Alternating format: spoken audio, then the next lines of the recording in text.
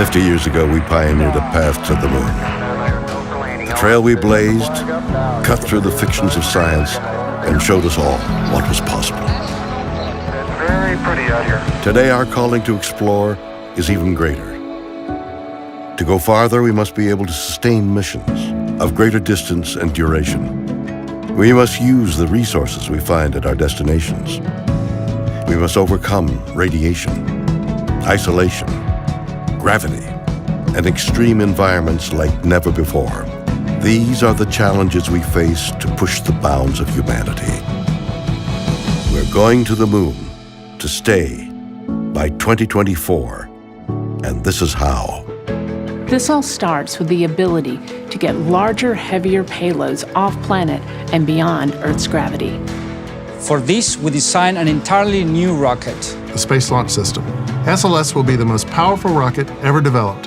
And with components in production and more in testing, this system is capable of being the catalyst for deep space missions.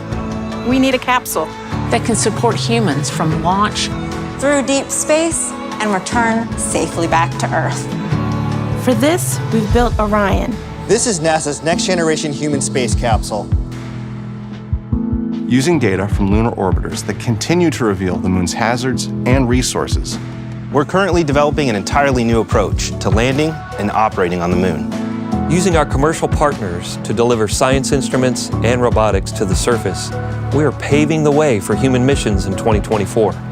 Our charge is to go quickly and to stay, to press our collective efforts forward with a fervor that will see us return to the moon in a manner that is wholly different than 50 years ago. We want lunar landers that are reusable, that can land anywhere on the lunar surface. The simplest way to do so is to give them a platform in orbit around the moon from which to transition. An orbiting platform to host deep space experiments and be a waypoint for human capsules. We call this lunar outpost Gateway. The beauty of the Gateway is that it can be moved between orbits. It will balance between the Earth and Moon's gravity, in a position that is ideal for launching even deeper space missions. In 2009, we learned that the moon contains millions of tons of water ice. This ice can be extracted and purified for water. It can be separated in oxygen for breathing or hydrogen for rocket fuel. The moon is quite uniquely suited to prepare us and propel us to Mars and beyond. This is what we are building.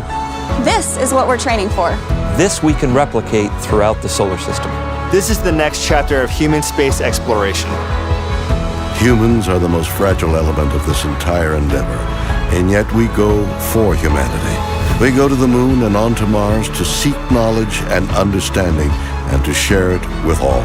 We go knowing our efforts will create opportunities that cannot be foreseen. We go because we are destined to explore and see it with our own eyes. We turn towards the moon now, not as a conclusion, but as preparation, as a checkpoint toward all that lies beyond. Our greatest adventures remain ahead of us.